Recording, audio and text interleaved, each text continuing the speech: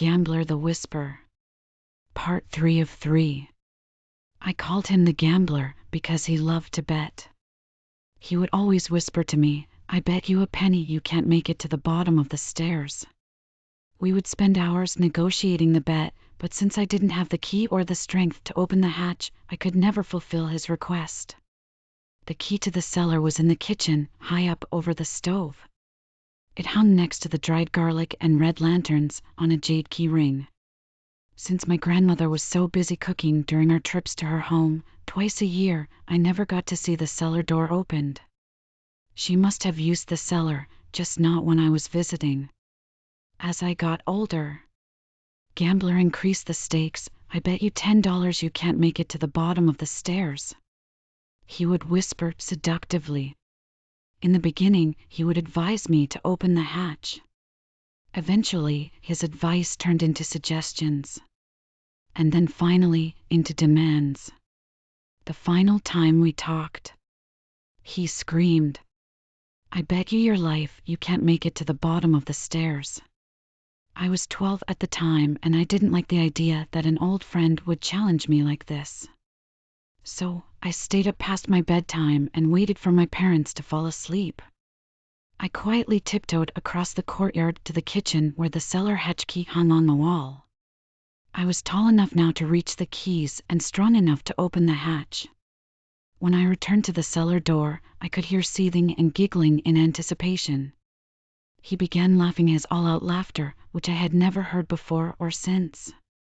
I hurriedly took out the key and slid it into the lock, and it turned with a loud click. I muttered, "I'll show you, gambler. I'm going to make it to the bottom of the steps." Unfortunately, as I reached down to lift up the hatch, my father rolled over and told me to go to bed. There was nothing I could do or say to that, since my father's feet now lay on the hatch. I dashed across the courtyard, returned the key, and returned to my sleeping bag on the hatch beside my father. I could hear the screams that usually resided inside Gambler's head in my own head all night. He went from cursing me for teasing him, angrily yelling, sobbing uncontrollably, to dead silence. That was my last memory and my last trip to my grandparents' house. I never heard from Gambler again. 10 years later, I visited my grandfather again. This time the trip was filled with sadness. My grandmother had passed away, and though my grandfather was present, the sadness did not register for him. He had developed severe Alzheimer's and was mostly confined to his bed. Instead of a wonderful trip to the country, our family entered the cold, sterile environment of a nursing home. My parents were busy with handling the funeral arrangements, and I took it upon myself to take care of my poor grandfather. He had regressed to the age of a young boy. He talked of exploring the mountains around our ancestral home. He talked of stealing sweets from the kitchen on the left side of the courtyard. As he talked, his eyelids grew heavy, and he seemed to get tired.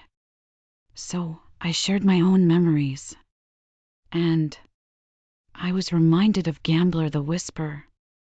And I said to my grandfather, "I bet you a penny you can't make it to the bottom of the stairs." Suddenly, his eyes jerked open, and his hand grabbed my wrist in a steel hardlock. Wide-eyed, with terror straining his voice, he said, "Do you hear him too?"